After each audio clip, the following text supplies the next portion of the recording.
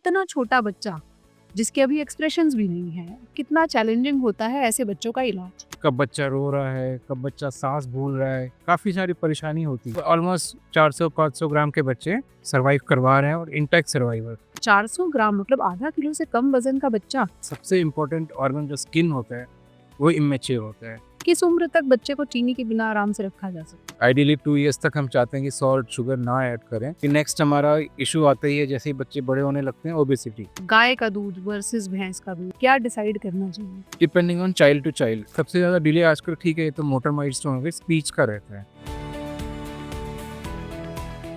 बच्चे की पहली किलकारी जो पूरे घर में खुशी का सबक देती है, माँ बाप को थोड़ी सी एंग्जाइटी देती है और सबसे पहले टोज पर रखती है डॉक्टर्स को, उन डॉक्टर्स को जिन्हें हम नियोनेटोलॉजिस्ट कहते हैं। नियोनेटोलॉजी पीडियाट्रिक्स यानी बच्चों के डॉक्टर्स की एक और सुपर स्पेशलाइज्ड फील्ड है जहां सबसे छोटे बच्चे यानी कि 1 मिनट पहले पैदा हुए बच्चे की जिम्मेदारी जिसके पास होती है वो नियोनेटोलॉजिस्ट होता है। हमारे साथ आज डॉक्टर अभिजीत यादव मौजूद हैं जो कि नियोनेटोलॉजिस्ट हैं, कैलाश दीपक हॉस्पिटल से जुड़े हुए हैं और पिछले 15 साल से ज्यादा समय से जन्म से पैदा हुए बच्चों की छोटी बड़ी परेशानी, गंभीर से गंभीर समस्या को हल करने की जिम्मेदारी संभाल रहे हैं। डॉक्टर यादव, अभी आप हमारे साथ जुड़े हैं और अभी आपके पास एक ऐसा केस भी है जहां 2 से 3 दिन के बच्चे आपके पास पहुंचे हैं। इतना छोटा बच्चा जिसके अभी एक्सप्रेशंस भी नहीं है, कितना चैलेंजिंग होता है ऐसे बच्चों का इलाज? ये ब्रांच काफ़ी चैलेंजिंग है क्योंकि हमारे पास जो एक तो होते हैं कि जो पैदा होते हैं नॉर्मल बच्चे, एक तो वो चीज़ होती है और एक होते हैं जो कि समय से पहले पैदा होने वाले, जिसे हम प्रीटर्म कहते हैं, जो कि आजकल हमारे यहाँ 25 हफ्ते 26 हफ्ते।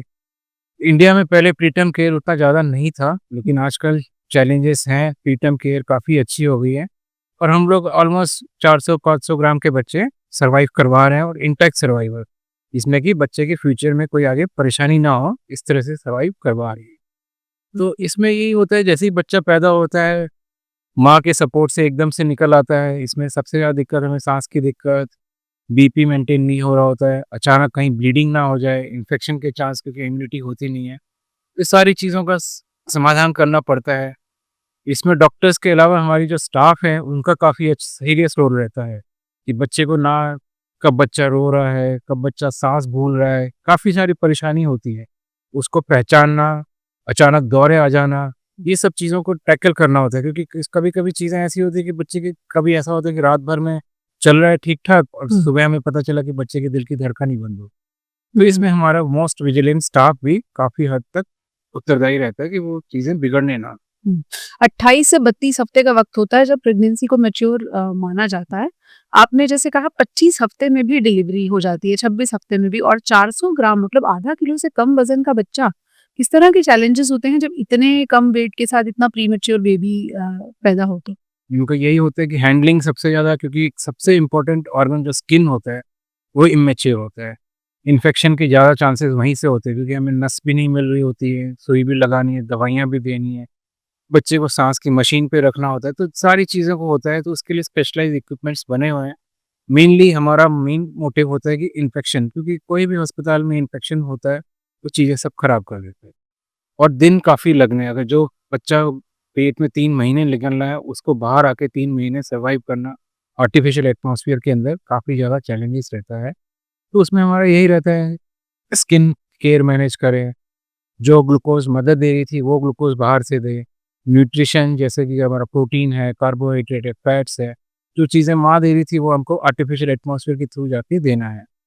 फिर जैसे-जैसे बच्चे की इंटेस्टाइन हेल्दी होती है फिर उसको माँ का दूध दें, क्योंकि हर माँ का दूध, जैसे अगर 23 हफ्ते पे हुआ है बच्चा या 25 हफ्ते हुआ है, तो उनका दूध थोड़ा-सा डिफरेंट होता है।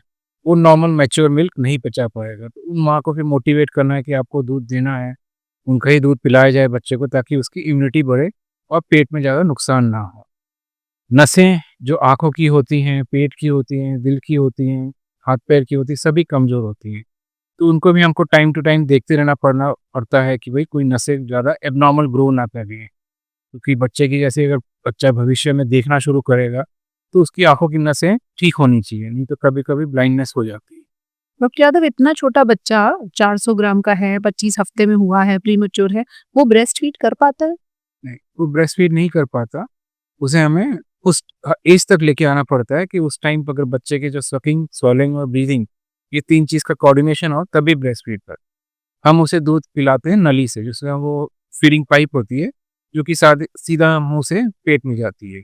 उसी के थ्रू जाके बच्चा दूध पी पाता है। तब उसे कौन-सा दूध पिलाया जाता है और फिर वो कब ब्रेस्ट फीड की सिचुएशन में आता है?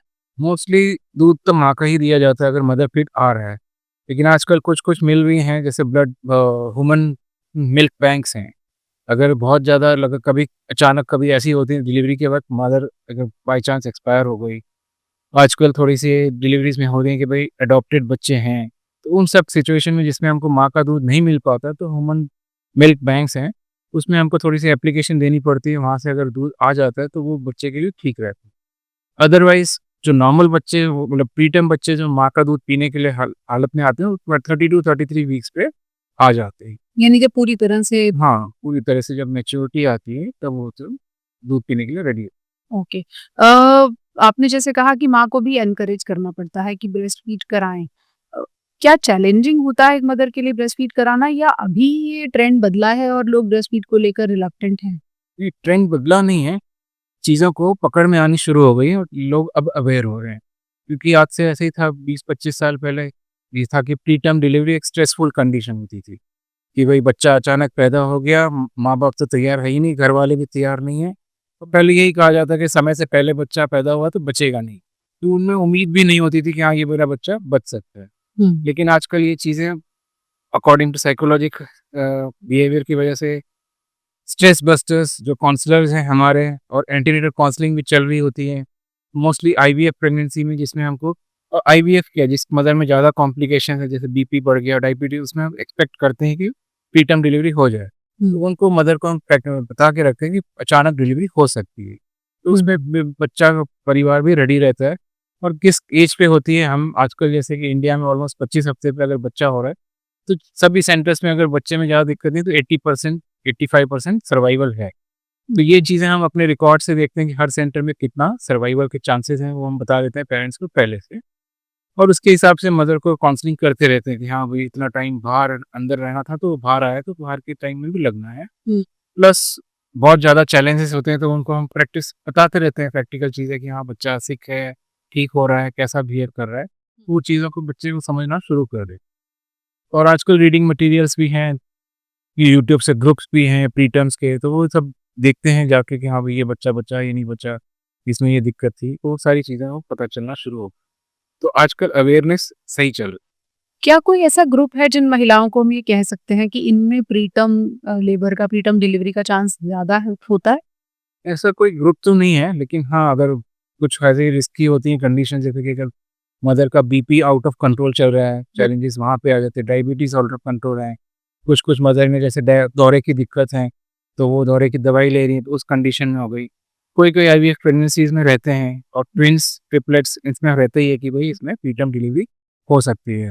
या मदर शायद यंग है या एल्डरली है, तो उसमें थोड़ा-सा हमारा चांसेस रहता है कि प्रीटर्म डिलीवरी के चांस एक्सपेक्टेशन से ज़्यादा हो सकते बढ़ जाते हैं।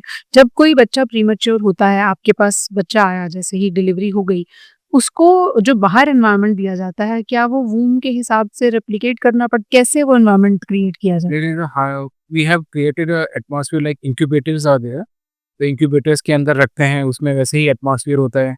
टेम्परेचर जितना बच्चे को चाहिए उसके हिसाब से होता है, एयर की ह्यूमिडिटी चाहिए वो चीज़ होती है। तो वो सारा चीज़ मदरली केयर होते हैं। आजकल रॉकिंग बेड्स आते हैं, बच्चा अगर सेटल हो रहा है तो उसको हमारे उसमें ही रहता है कि जैसे वूम्ब के अंदर बच्चा हिलता है, तो उसको पता चलता है कि हाँ, I am inside the womb. तो उस हिसाब से एटमॉस्फेयर क्लियर किया है। और दूसरा होता है कि बच्चा अगर रिकवर कर रहा है, तो एक कंगारू मदर केयर प्रोसीजर होता है, जिसमें कि हम बच्चे को माँ के साथ अटैच करते हैं सीने से।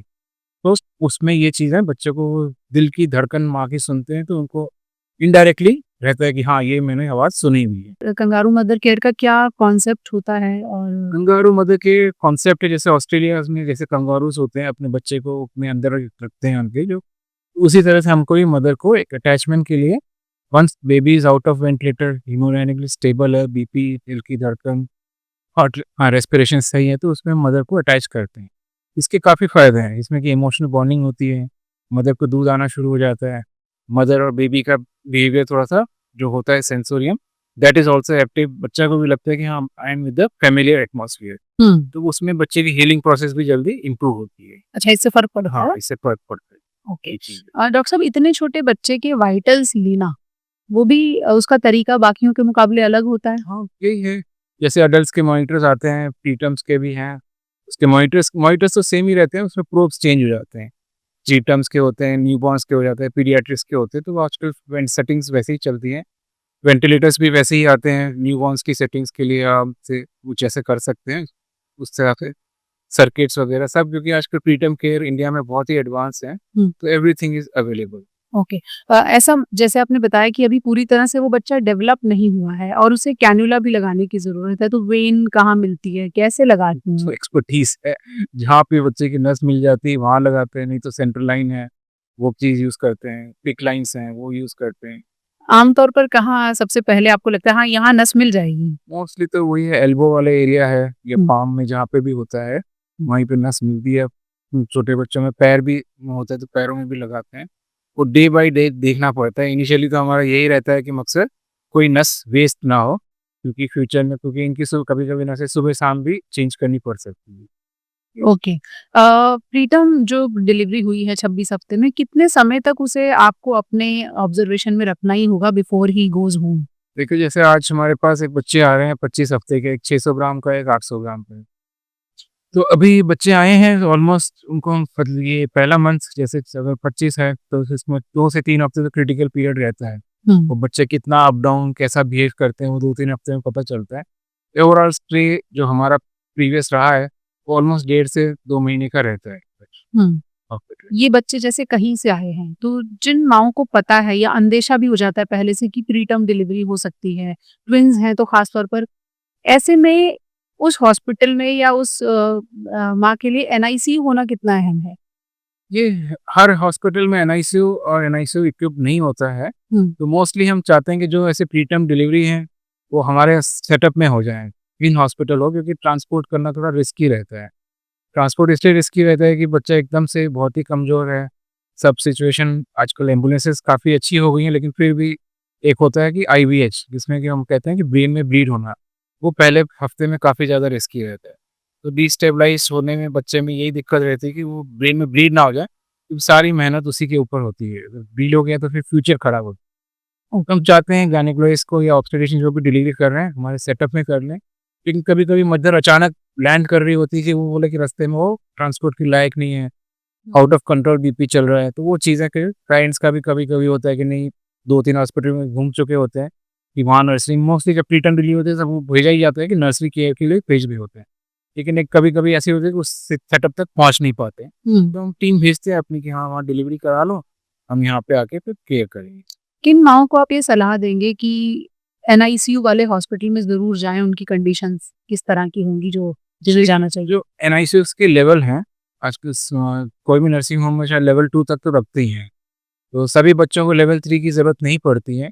तो मोस्टली अगर वो जो बच्चे ऐसा लग रहा है कि वो मोस्टली 32 वीक से कम आ रहे हैं, उनकी डिलीवरी इम्पेंडिंग लगता है कि होने वाली है, तो उनको चाहेंगे कि हाँ भाई, ऐसे सेटअप में जाएँ, यहाँ पे निको की पूरी फैसिलिटी हो।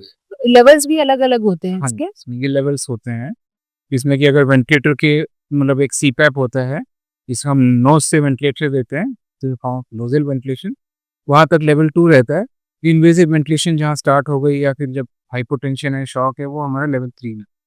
किस तरह की कॉमन दिक्कतें हैं जिन पर, जैसे आपने एक तो ब्रेन में ब्लीड, इंट्रावेनस हेमरेज आपने कहा कि उसका खतरा रहता है, और क्या खतरे होते हैं जिन पर आपकी नज़र रहती है कि ये बच्चा बहुत छोटा है, इसमें ये खतरा हो सकता है? यही रहता है हमारा first of all breathing difficulty, दूसरा हो जाता है एपनिया हो जाता है, first and last and foremost होता है इन्फेक्शन, क्योंकि इन्फेक्शन हर एक चीज़ को खराब करता है। कुछ-कुछ दिल में छेद होते हैं बच्चों के जो कि भरना शुरू होते हैं टाइम के हिसाब से, वो छेद कभी-कभी तंग करते हैं, उसको पीडीए कहते हैं। और कभी-कभी दिक्कत अगर नहीं हो रहा है, बच्चा मशीन से बाहर नहीं निकल रहा, वेंटिलेटर से आउट नहीं है, तो पीडीए भी तंग करता है। दिक्कत एक होती है दूध पिलाने की, जिसे एनईसी कहते हैं। तो छोटे बच्चों में दिक्कत सबसे ज़्यादा दिक्कत होती है, क्योंकि दूध कभी-कभी माँ का नहीं मिल रहा होता है। हुँ। हम बाहर से फीड दे रहे होते हैं, तो इंटेस्टाइन इंजरी होने के चांस ज़्यादा होती है, जिसमें कि बच्चा बहुत जल्दी बीमार होते हैं और केसेस काफ़ी खराब हो जाती है। एनईसी के खगीत पे ज़्यादा रहती है। बाकी हेमरेज जो हमारा, या तो एनी इंट्रावेंट्रिकुलर हेमरेज हो या पल्मोनरी हेमरेज हो, ये जानलेवा है। दिल्ली में तो अभी कॉन्सेप्ट है ह्यूमन मिल्क बैंक का, कितना आपको सपोर्ट मिल पाती है और कितनी बार अवेलेबिलिटी रहती है ह्यूमन मिल्क की? ह्यूमन मिल्क की अवेलेबिलिटी मोस्टली तो जो है गवर्नमेंट सेक्टर्स में ज़्यादातर है, और कुछ ग्रुप्स फॉर प्राइवेट हॉस्पिटल्स ने अपने बनाए हैं, तो वो अपने हॉस्पिटल्स को ही ज़्यादा प्रेफ़र करते हैं। फिर भी हमको जब भी ज़रूरत पड़ी उन्होंने सपोर्ट किया है, तो मोस्टली हमारा यही फर्स्ट ऑप्शन रहता है कि मदर मिल्क, सेकंड नहीं है तो ह्यूमन मिल्क मिल जाए तो दैट्स। एक बच्चा जो सही समय पर पैदा हुआ है डॉक्टर साहब, उसका ऑप्टिमम जो वेट है वो क्या होना चाहिए? मोस्टली इंडिया में 2.5 टू 3.5 केजी जो वेट माना जाता है, 3.75 है, that is optimal weight. Below 2.5 वही लो बर्थ वेट हो जाते हैं, तो लेकिन this is the optimal weight 2.5 to 4 KG के बीच में जो भी आ रहा है, दैट इज़ नॉर्मल वेट। अगर 2.5 किलो से कम है बच्चा या 4 किलो से ज़्यादा है तो क्या समस्याएँ हो सकती हैं? उसमें यही रहता है 2.5 किलो से कम है तो कभी-कभी शुगर कम होने के चांसेस रहते हैं, फीडिंग इश्यूज़ रहता है, जॉन्डिस का जैसे हाइपर बिल होता है उसका चांसेस बढ़ जाता है, और जल्दी ठंडा हो जाता है बच्चा, ये सब चीज़ें रहता है। 4 किलो में भी सेम ही रहता है, उसमें यही रहता है कि कभी-कभी साँस की दिक्कत होती है, शुगर भी कम होने के चांस रहते हैं, और एक बीमारी होती है पीपीएचएन, थोड़ा-सा इन बच्चों में हुँ, हो सकता है। ये हो सकता है। हाँ। आमतौर पर हम देखते हैं जब बच्चा पैदा हुआ उसके 1-2 हफ्ते के अंदर सुनते हैं बच्चे को जॉन्डिस हो गया। ये इतना कॉमन क्यों? देखो जॉन्डिस सब बच्चों को होता है, उसमें ये होता है कि हर एक को ट्रीटमेंट की ज़रूरत नहीं होती है। हुँ, भगवान ने बनाया है कि जब तक लीवर मैच्योर नहीं होगा, जॉन्डिस बनेगा। उसमें यही कंडीशन होती है कि एक लेवल्स हमारे दिए हुए हैं, उसके हिसाब में किस में ट्रीटमेंट चाहिए, किस में ट्रीटमेंट नहीं चाहिए। तो वो सारे बच्चों को उस फेज़ से गुज़रना ही होता है। तो उसमें ये होता है कि कोई 3rd डे ऑफ लाइफ से बढ़ना शुरू होता है, और जैसे ही फीडिंग चल रहा है, फीडिंग अच्छे से ले रहे हैं तो जॉन्डिस, और बच्चा अगर पॉटी अच्छे से कर रहा है तो जॉन्डिस एक लेवल तक रहता है। अगर यही सारी चीज़ें दिक्कत करती है, फीडिंग अच्छे से नहीं ले रहा है बच्चा, कम वज़न का है, तो उसमें फिर जॉन्डिस थोड़ा-सा परेशान करता है। ओके। जॉन्डिस होना नॉर्मल है, ये कॉमन। नॉर्मल है। किस तरह से फिर जिस जिस दौरान उस बच्चे को जॉन्डिस है, किस तरह से उसका ख़्याल रखा जाता है? नॉर्मली यही है, अगर 2-3 चीज़ हैं, अगर जॉन्डिस पहले 24 घंटे में हो रहा है, कब हो रहा है इस पे डिपेंड करता है। अगर पहले 24 घंटे में हो रहा है और ब्लड ग्रुप जैसे मदर का नेगेटिव है और बच्चे का पॉजिटिव है तो उसमें हमको ज़्यादा ख़्याल रखना पड़ता है। बाद में अगर 3 दिन के बाद हो रहा है तो मोस्टली वो फीडिंग से ही ठीक हो जाना है, और बाकी कुछ एंजाइम डेफिशिएंसी होती है, अगर वो चीज़ें पता चलती हैं तो उसके हिसाब से हम लोग को ट्रीटमेंट करना होता है। लेकिन जॉन्डिस सभी बच्चों में होता है और कोई ज़्यादा ऐसे टेंशन वाली बात नहीं है। हुँ। जॉन्डिस में अक्सर हम देखते हैं डॉक्टर्स ये सलाह देते हैं कि घर में ट्यूबलाइट्स की रोशनी में रखिए या धूप दिखाइए। उससे किस तरह की मदद मिलती है? वो इसके ट्रीटमेंट के लिए स्पेशल ब्लू लाइट्स चाहिए होते हैं। तो सन रेज़ में से आता ही है कि वो हमारे सारी चीज़ें होती हैं, ब्लू लाइट्स निकल के आ रही हैं, तो सनलाइट भी एक विटामिन डी का भी सोर्स है। इनडायरेक्ट थोड़ा-सा इम्प्लीकेशन होता है कि हाँ, सन मिल रहा है तो स्किन को कुछ मिल ही रहा हो। घर पे यही होता है कि ब्लू लाइट्स में रखें तो शायद कम हो जाए, लेकिन वो भी है कि उसमें स्किन एक्सपोज़ होना चाहिए। इसमें ये नहीं है कि भई पूरा कपड़ा पहना के लाइट में रखें तो कोई फ़ायदा नहीं है इसमें। तो सर्दियों में ये संभव नहीं होगा? सर्दियों में संभव नहीं है, नॉर्थ इंडिया में तो वैसे ही धूप नहीं आती, तो वो तो दिक्कत ही रहती है इसमें। क्या कई माँ-बाप ये सोचकर डर जाते हैं कि जॉन्डिस हो गया तो आने वाले समय में लिवर पे खराब असर पड़ेगा। एक बार होने को प्रॉब्लम नहीं मानना चाहिए, ज़्यादा भी हो सकता है। जॉन्डिस और वैराइटीज़ हैं, उसमें तो यही है कि पहले हफ्ते वाले जॉन्डिस में कोई ज़्यादा दिक्कत नहीं होती। हाँ, अगर ये पर्सिस्ट करता है, महीने से ज़्यादा कुछ और दिक्कत साथ में चल रही है, तब हमें हाँ, लिवर के बारे में सोचना पड़ता है। इसमें यही होता है कि जॉन्डिस के कंपोनेंट होते हैं, डायरेक्ट है कि इनडायरेक्ट है, तो उसमें किस वैराइटी का चल रहा है, और बच्चा अगर रिस्पॉन्स कर रहा है, वेट गेन कर रहा है, तो कोई दिक्कत की बात नहीं आती। अगर जॉन्डिस पर्सिस्ट कर रहा है, महीने से ज़्यादा हो गया है, हाँ, बच्चे की पॉटी का कलर चेंज है, तो उसमें हमें दिक्कत होती है। हाँ, फिर उसमें वर्कअप चेंज है। ओके। छोटा बच्चा जब पैदा होता है तो अक्सर घर में ये कहा जाता है कि जो माँ खाएगी बच्चा उसी कलर की पॉटी करेगा। क्या ये सच है? नहीं, खाने-पीने से मदर्स के खाने-पीने से बच्चे में कुछ ऐसा देखा गया है कि कोई फ़र्क नहीं पड़ता। हाँ, अगर कुछ दवाइयाँ चल रही हैं मदर्स की तब फिर थोड़ा-सा कभी पॉटी पे, कभी सेंसोरियम पे असर पड़ सकता है डिपेंडिंग ऑन कौन-सी मेडिसिन चल रही है। लेकिन खाने-पीने से कुछ भी खा सकती है मदर, उनसे जॉन्डिस पे कोई फ़र्क नहीं पड़ता। तो डॉक्टर साहब क्या वो लिंक बना रहता है पैदा होने के बाद भी माँ और बच्चे के बीच में? जैसे आपने कहा माँ अगर दवाएँ खाएगी तो उसका असर हो सकता है? हाँ, वो डिपेंड करता है कौन-सी दवाइयाँ ब्रेस्ट फीड में ब्रेस्ट मिल्क में सीक्रेट हो रही है, ओके। तो उसके हिसाब से हमें उसे रोकना है, नहीं रोकना है। कुछ-कुछ बीमारियाँ होती हैं मदर्स में जिसमें हमें ब्रेस्ट फीड नहीं कराना है, वो उसको हम देख लेते हैं। हुँ, लेकिन रूटीनली 99% में तो ऐसा कभी नहीं हुआ है। हुँ। कुछ भी खाए मदर, बच्चा ठीक ही रहे। ओके। एक बार बच्चे को घर ले जाते हैं तो उसके बाद स्टूल्स को किस तरह से ऑब्ज़र्व करना चाहिए? कई बार लोग सोचते हैं हाँ माँ ने ये खाया इसलिए बच्चे के साथ ऐसा। आप एज अ डॉक्टर क्या सलाह देंगे? स्टूल कलर चेंज होते हैं बच्चे के। फर्स्ट होता है जो ब्लैक स्टूल होता है जिसे मेकोनिम कहते हैं। ग्रेजुअली फिर वो ग्रीनिश येलो आना शुरू होता है, उसके बाद ब्रेस्ट मिल्क स्टूल्स रहते हैं। हम्म। स्टूल पे बच्चों का ये रहता है कि कोई कंट्रोल नहीं होता है, जितनी बार फीड कर रहे हैं उतनी बार भी कर सकते हैं, अगर वो लाइट येलो है और ब्रेस्ट मिल्क बहुत ज़्यादा वाटरी ना हो।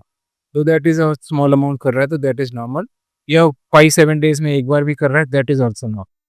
बशर्ते कि बच्चे के पेट में कोई सूजन ना हो, दूध पी रहा है बच्चा और एक्टिव है, हँस खेल रहा है तो कोई दिक्कत बच्चे के यूरिन आउटपुट को किस तरह से ऑब्जर्व करना जी, चाहिए? बोलते बोलते हैं, बताते हैं बच्चे को कि अगर जैसे यहाँ पे ठंडी का सीज़न है, तो ऑलमोस्ट ठंडी में बच्चा 8 से 10 बार तो सुसु करेगा। हम्म। गर्मियों में हम बोल देते हैं कि 5 टू 6 टाइम्स, अगर अच्छे से दूध पी रहा है तो 5 टू 6 टाइम्स होगा। तो मोस्टली वही होता है कि 5-6 डायपर्स चेंज करने पड़ेंगे।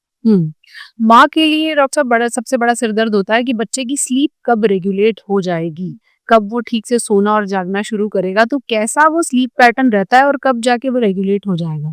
तो स्लीप पैटर्न बच्चे का तो काफ़ी हमेशा ही ऊपर-नीचे रहा है। कुछ बच्चे आते हैं क्योंकि जब बच्चा मदर का इसका है कि 9 महीने बच्चा अगर पेट में रहा है, तो लास्ट के 2-3 महीने ऐसा होता है कि जब मदर जब किक महसूस करती है, तो उस टाइम ये होता है कि जब बच्चा मदर काम कर रही है, तो उस टाइम होता है कि बच्चा सो जाता है, उसको वो लगता है कि झूला झूल रहा है। तो जब मदर सो जाती हैं, तब उसको लगता है कि कुछ हो नहीं रहा है, तो वो किक मारता है, तो रात में उठ जाता है। ओह! तो उस टाइम ये स्लीप साइकिल ऑलमोस्ट 3-4 महीने तक वैसे ही बनी रहती है कि रात में उठ रहा है, दिन में सो रहा है। लेकिन बच्चा अपनी नींद पूरी 18-20 घंटे की जो होती है, 16 से 18 घंटे पूरी लेगा, बाहर आने के बाद भी? बाहर आने के बाद। कितने समय तक ये पैटर्न नॉर्मल है? 3-4 महीने लग जाते हैं, कुछ 6 महीने लग जाते हैं। तो वो चीज़ें ऐसी ही चलती है कि दिन में सोते रहते हैं, रात में उठते हैं और रात में ही अच्छा फ़ीड लेते हैं। इसमें ये होगा दिन में कितना भी उठा लो नहीं उठ रहे हैं, लेकिन रात में सोएँगे, सोने भी नहीं देंगे और फ़ीड भी लेते हैं। अगर बच्चा लंबे समय तक सो रहा है, जैसे छोटे बच्चे सोते हैं, तो उस समय क्या फीड कराना चाहिए, नहीं कराना चाहिए? हाँ, डिपेंडिंग कौन से दिन पे है, अगर फर्स्ट वीक ऑफ लाइफ में हम लोग बोलते हैं कि उनको सोते-सोते भी थोड़ा-सा दूध पिलाना है। ठीक है? क्योंकि वही चीज़ होती है कि अगर वो थक के सो रहा है या सो रहा है तो उसमें ये ना हो जाए कि शुगर कम हो जाए। लेकिन मोस्टली जब बच्चे मैच्योर बच्चे होते हैं, टर्म बच्चे, उसमें तो डिमांड फीड पे ही होते हैं। तो अपने सो रहे हैं, सोने दो 3-4 घंटे, कोई नुकसान नहीं, अपने आप उठेगा वो, फीड ले। अच्छा। हाँ, ये जो लो बर्थ वेट और प्रीटर्म में होते हैं उसमें हमको थोड़ा-सा चैलेंजिंग रहता है कि इनको हमको थोड़ा-सा उठा-उठा के दूध पिलाना अच्छा, उनको न्यूट्रिशन की ज़रूरत ज़्यादा है। पड़ता है। ओके। डॉक्टर साहब जब ये छोटा बच्चा है, धीरे-धीरे बढ़ रहा है, तो यहाँ से इम्यूनाइज़ेशन शेड्यूल भी शुरू से शुरू हो जाता है। एक तो सरकार का शेड्यूल है, जो बताता है कि इतनी वैक्सीन ज़रूरी है, कुछ एडिशनल वैक्सीन्स भी होती हैं। उनको लेकर अक्सर लोगों को दुविधा रहती है, आप क्या सलाह देंगे? देखो, vaccination is now important aspect. अब कोई ऐसा ऑप्शनल या एडिशनल वैक्सीन्स तो नहीं कह सकते। हाँ, सरकार ने पूरी कोशिश की है, जो भी हम लोग देते थे, उसको एक्कोमोडेट किया हुआ है कि मेन वैक्सीन सब लगा दें। लेकिन उसके अलावा एक काफ़ी सारी वैक्सीन्स आ गई हैं। कोविड में सबने कोविड वैक्सीन लगवाई ही थी, ठीक है? तो वो एडिशनल नहीं रही है। अपार्ट फ्रॉम जो भी गवर्नमेंट, हर एक गवर्नमेंट स्टेट का अलग-अलग रहता है। तो हमारे पास जैसे एक इन्फ्लुएंजा वैक्सीन है, वो लगती है क्योंकि इन्फ्लुएंजा हर सीज़न में साउथ में अलग होते हैं, नॉर्थ में अलग होते हैं। नॉर्थ में 2 सीज़न आते ही हैं, वो लग जाती है। चिकन पॉक्स है, टाइफाइड है, फिर आजकल एक आरएसवी वैक्सीन नया आया है, वो भी लगवाते हैं सब। तो वैक्सीनेशन का एक ही मकसद है कि हॉस्पिटलाइज़ेशन रेट कम करता है, प्रिवेंशन रहता है और बच्चा हेल्दी रहता है। ये तो यही रहता है कि अगर बीमारी हो गई तो वही है कि कोई बीमारी सीरियस ना हो जाए, दिक्कत यही होता है। वैक्सीनेशन में कुछ वैक्सीन 100% प्रोटेक्शन देती हैं, कुछ देती हैं protection in the form of it doesn't cause the serious form of illness. घर पे ही ठीक हो जाए या हॉस्पिटलाइज़ भी हुए तो माइनर सा इलनेस होके ठीक हो जाए, ये सारी चीज़ें। कितने डेज़ पर और मंथ्स पर बच्चा एक्सप्रेशंस देने लगेगा, जिसको पहचानना चाहिए माँ-बाप को? मोस्टली 2 मंथ्स पे स्टार्ट हो जाता है, डेढ़ 2 महीने पे। ठीक है? आई कॉन्टैक्ट हो जाता है, थोड़ा सोशल स्माइल आना शुरू हो जाता है। बेबी पहचानने लगता है, ये सारी चीज़ों को होता है। क्योंकि स्मेल तो है ही, तो 2-3 ऑल्फैक्टरी जो है हमारा, वो चीज़ें आ जाती है, हियरिंग आ जाती है और ये कहते हैं विज़न धीरे-धीरे आने लगता है। तो 2 टू 3 मंथ्स पे, 3 मंथ्स में तो काफ़ी चीज़ें रिकॉग्नाइज़ करना शुरू कर देते। ओके, कितने मंथ पर जाकर माँ-बाप को थोड़ा अलार्म होना चाहिए अगर कोई माइलस्टोन उसको नहीं नज़र आ रहा? वही है 3 मंथ 6 मंथ्स जो हमारा है डेडलाइन बना हुआ है कि 3 मंथ्स पे बच्चा अगर हेड कंट्रोल नहीं कर रहा है, स्माइल भी नहीं कर रहा है, एक्टिविटी कम है, 6 मंथ्स आने पे बस वो सुपाइन टू प्रोन होता है जिसमें बच्चा सीधे से उल्टा नहीं हो पा रहा है या हेड कंट्रोल ही नहीं आ रहा है, तो ये 2-3 चीज़ों पे अलार्मिंग शुरू हो जाना चाहिए। या हाथ पैर कम हिला रहा है, एक्टिविटी कम है या बच्चे को जैसे बच्चे मदर या कोई भी नहला रही हैं, तो उनको लगता है कि बच्चा थोड़ा-सा वो है, क्या कहते हैं, वीक है या हाथ-पैर उसके कमज़ोर हैं, हाथ-पैर उतना अच्छा नहीं हिला रहे हैं, चीज़ें हमको अलाउ नहीं हुई। ऐसे छोटे बच्चों की डाइट को लेके बहुत तरह के अलग-अलग परसेप्शन है। आप क्या सलाह देंगी कब कैसे उनकी डाइट होनी चाहिए? देखो डाइट तो फर्स्ट 6 मंथ्स तक मदर फीड से कोई बेटर न्यूट्रिशन है ही, ठीक है, अनलेस कि ये ऑप्शन मदर को सीक्रेशन कम है या कोई चांसेस हो गए कि दवाई है। एक्सेप्शनल केस पे हमारा फॉर्मूला फीड चलता है, मार्केट में काफ़ी सारे फॉर्मूले अवेलेबल हैं, depending on that you can supplement that formula. हुँ। बट वही है कि 6 मंथ्स तक एज़ पर डब्ल्यूएचओ गाइडलाइन भी breast feed is important, mother feed has to be given. हुँ। 6 मंथ्स ऑनवर्ड क्योंकि न्यूट्रिशन रिक्वायरमेंट बढ़ जाती है, तब हमें कुछ न कुछ इंट्रोड्यूस करना चाहिए। तो उसमें सारी चीज़ें जो घर पे बन रही हैं, विदाउट सॉल्ट, विदाउट शुगर, वो चीज़ें स्टार्ट करना चाहिए, along with some liquid like water वगैरह दे सकती हैं। 6 महीने तक पानी भी देने की ज़रूरत नहीं है? नहीं, पानी पूरा जो मिल्क आ रहा है उसमें पानी, न्यूट्रिशन सब कुछ, कैलोरी वगैरह सब होता है। सब तो कुछ नहीं देना है, ना घुट्टी देना है, ना ड्राई पाउडर देना है, ना पानी देना है। वो तो माँ दादियाँ सबसे पहले घुट्टी लेकर बैठी होती हैं। सब चीज़ होता है, हनी, शहद सब आते हैं, लेकिन वही है हम लोग भी एजुकेट करते ही हैं कि कुछ देने की ज़रूरत नहीं है, कि हर एक चीज़ में नुकसान ही होता है। जैसे अब पहले नेचुरल काजल मिलता था, तो काजल एप्लीकेशन सब करते हैं, लेकिन उसकी भी ज़रूरत नहीं है, ठीक है।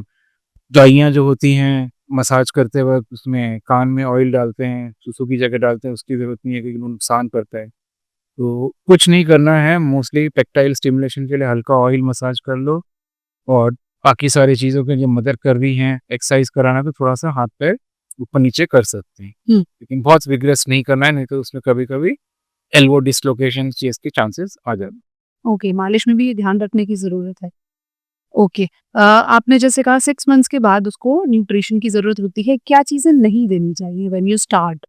यही चीज़ है, आर्टिफ़िशियल फूड्स नहीं दें, जैसे कि हमारे आते हैं मार्केट में सेरेलैक वगैरह सब प्रमोट करते ही हैं। तो वही जो भी है न्यूट्रेला, सेरेलैक जो भी चीज़ है, सब पेरेंट्स स्टार्ट करने से पहले अच्छा स्टेज 1 क्योंकि इतना प्रमोशन हो जाता है। घर पे बनी हुई जो भी चीज़ आप खा रहे हैं, उसको अपने आप बॉयल कर लें, जैसे भी बनाना है बना लें अपने, क्योंकि हर एक का नॉर्थ, साउथ, ईस्ट, वेस्ट सबके अपने-अपने होते हैं। यहाँ पे हम लोग बोलते हैं कि हाँ ठीक है, दाल है, राइस है, खिचड़ी है, मैश वेजिटेबल्स हैं, फ्रूट्स हैं, ये सब चीज़ों से शुरू करें। साउथ इंडिया में वही हो जाता है कि सांभर, रसम जो भी चीज़ है उनका वो हो गया। वेस्ट बंगाल साइड में वो फिश वगैरह देते हैं। मतलब हर एक चीज़ का आप अपने रीजन के हिसाब से दे सकते हैं। इधर राजस्थान वगैरह में बाजरे वगैरह का चीज़ है तो वो चीज़ मतलब सबका है। तो होममेड फूड अपनी यूटेंसिल जो आ रहे हैं राशन या जो है अपने पास उसको यूज़ करें। और ऐसे बाहर से स्पेशल फूड बनाने की ज़रूरत नहीं है। खीर, हलवा जो भी चीज़ है उसमें चीनी वगैरह डालने की ज़रूरत नहीं है। ड्राई फ्रूट्स हो गया वो सब चीज़ मैश करके पाउडर फॉर्म में दे सकते हैं। किस उम्र तक बच्चे को चीनी के बिना आराम से रखा जा सकता देखो 2 इयर्स तक या 1.5 साल तक विदाउट शुगर जाता है तो अच्छी बात है, कवर कर लो उतना बहुत अच्छा है।